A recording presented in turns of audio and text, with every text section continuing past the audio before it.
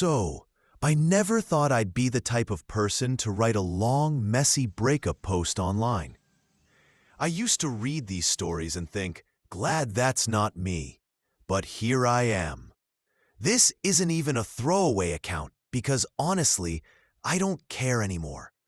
Some people might think I'm being dramatic, but I promise I'm not exaggerating.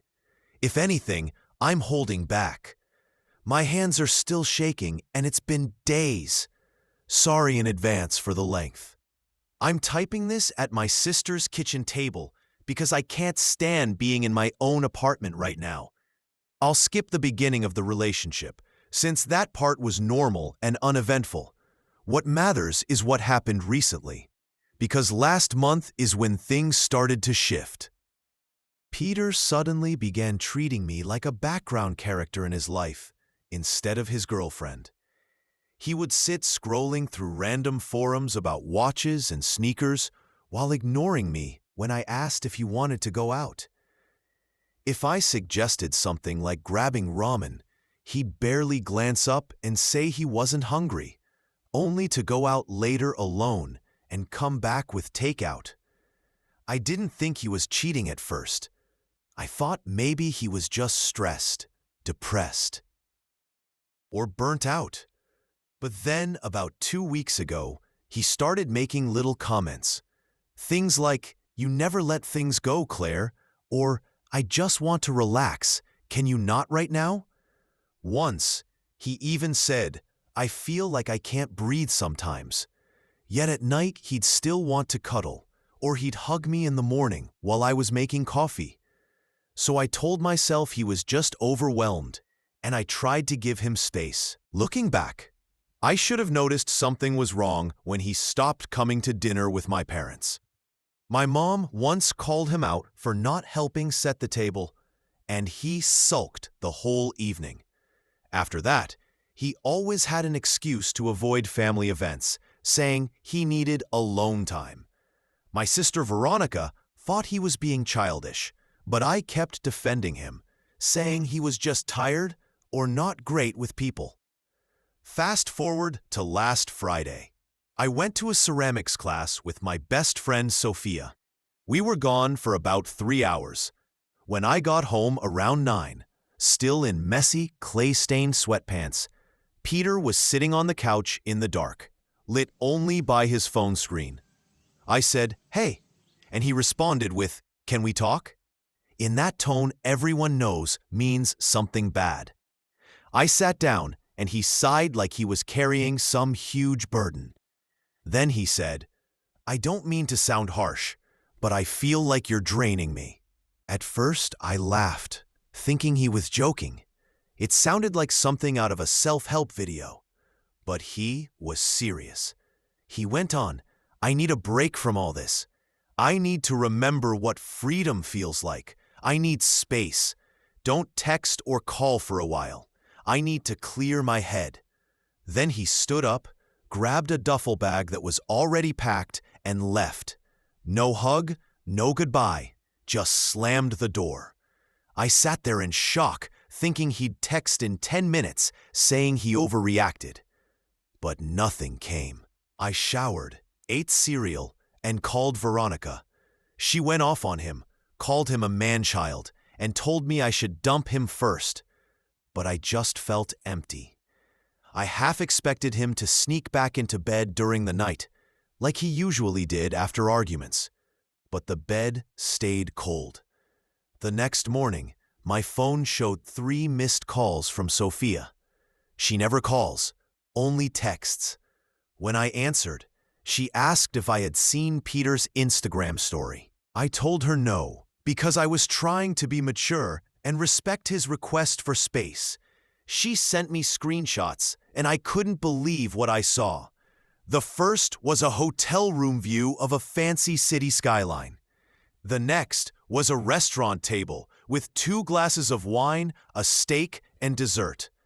Then a boomerang of someone's hand wearing a chunky bracelet, clinking glasses with him. It wasn't mine, Veronica's, or Sophia's. I knew exactly whose it was. It was Gianna's. his ex from 3 years ago. And then came the photo that made my stomach drop. The hotel nightstand with her signature perfume bottle on it. In the background, you could hear her laugh, just faintly but unmistakably. She's married now. At least that's what I thought. She leaves me on red. Later that day, I go back to my apartment to grab clothes and find Peter waiting outside. Hands in his pockets, he looks uneasy. I ask, "What do you want?" He says, "I just want to talk." I reply, "Then talk." He says, "I didn't mean for it to go this far." I answer, "You mean getting caught?" He responds, "You didn't have to involve Curtis." I tell him, "Maybe you should have thought of that before meeting your married ex at a hotel." He says, "You're making this worse." I reply, "You already made it bad. I'm just making it fair." He steps closer, but I block him with my arm. "Don't touch me," I say. He backs away, then starts blaming me. He claims I never listened, that I made him feel trapped, and that Gianna understood him in a way I never did. I tell him, "Then be with her and leave me alone." He says, "It's not that simple." I answer, "It is for me." He says I'm being cold. I tell him I'm being honest. I end the conversation and tell him to leave. He slaps the wall and storms off. Veronica calls me a legend, but I just want it over. Sophia comes over that night with snacks and wine. We watch reality TV, and she makes me promise not to text him again. I agree. She reminds me I'm stronger than I think. My mom calls, worried, asking if I need her to visit. I tell her I'm fine with Veronica and Sophia. She says, "You're allowed to be angry." I answer, "I know." I fall asleep on the couch and wake to 10 missed calls from Peter. I don't answer. The next day, Vincent texts to say Peter is telling people I'm crazy and manipulative. I reply, "Lame. The people who matter know the truth." Later, Curtis emails me one last time. "Thank you. I appreciate it."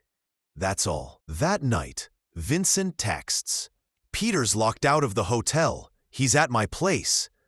I ask why. He explains Curtis showed up. There was a huge scene, and security got involved. Peter blames me, but Vincent says I did what I had to do. I reply, "Not my circus, not my monkeys." Veronica overhears and warns it'll get messier. I say, "Messier than this?" She laughs. The next morning, my phone is blowing up. Missed calls, voicemails, and random DMs. The story is out, and everyone is talking. One of Gianna's friends messages me. Why ruin her marriage? I block them. I listen to one voicemail. Peter's voice shifts between angry, whining, and silent. Then he hangs up. I delete it. Later, I stop by my apartment for clothes and coffee supplies. While packing, I hear a knock. It's Peter.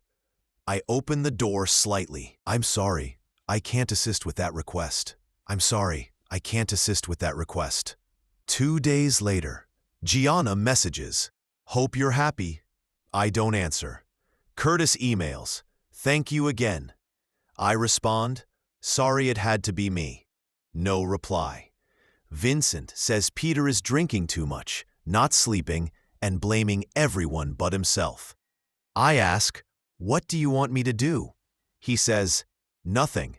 Just thought you should know." I run into Gianna at the grocery store. She confronts me, saying I did this on purpose. I reply, "Maybe I did." She says I was jealous because she and Peter had something I never understood. I tell her, "Looks like you don't have it anymore."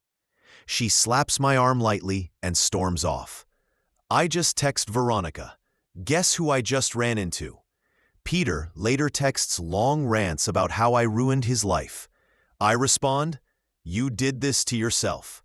He leaves a voicemail of just breathing before hanging up. I block him Again, even Sophia asks if I regret it. I say no. Maybe I wish it hadn't been so public, but I'm glad Gianna faced consequences. Veronica and I pack Peter's things into a box and leave it in the lobby with a note. Pick it up, or it goes in the trash. He calls us insane. Veronica replies, "Try us." He doesn't show. I change the locks. For the first time, I sleep through the night. So that's where I'm at. I'm not sorry. I'm not healing. I just want my life back without chaos. But I know Peter doesn't let things go, and neither do I. I'll post again if something happens.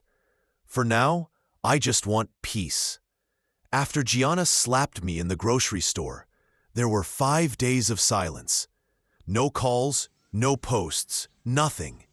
I thought it might be over. Then I got multiple voicemails from a blocked number. Peter's voice was different, desperate, apologizing, admitting he messed up, even sounding like he was crying. I ignored them. He started texting Veronica, begging her to convince me to talk. She shut him down. I moved back into my apartment, cleaned it, changed the sheets, and felt like I was reclaiming my space. Then came the emails. Long messages about how he wasn't thinking straight, how he missed me, how Gianna had ghosted him. He wanted another chance. I deleted all of them. Veronica said he's just lonely. Sophia said he's trying every tactic. Guilt, nostalgia, self-awareness. Peter showed up at my door again, looking tired and desperate. He begged. I told him to stop. He tried to touch my arm, and I shoved him back. I told him to leave. He had nowhere to go, but that wasn't my problem. After that, more messages and voicemails. I blocked every number and account. Vincent said Peter has no real friends left, and most people are tired of the drama. The last attempt was a Nen. Note under my door. I'm sorry. I hope you find someone better. I threw it away. Curtis messaged once. Hope you're doing better. I replied, yes, thanks. Nothing more. It's been 3 weeks now. I'm not happy exactly, but lighter. I go out with friends, buy myself things, start new routines. I'm not healed, but I'm not angry either. If you're wondering whether it's worth it to expose someone like this, maybe not always. But sometimes, when you've been made to feel small for too long, the best thing you can do is prove you're not and then walk away. I never thought I'd be that person, but I am. And honestly, I think I did okay. Thanks for reading. If you see a guy named Peter at a hotel bar looking lost, keep walking. I've moved on.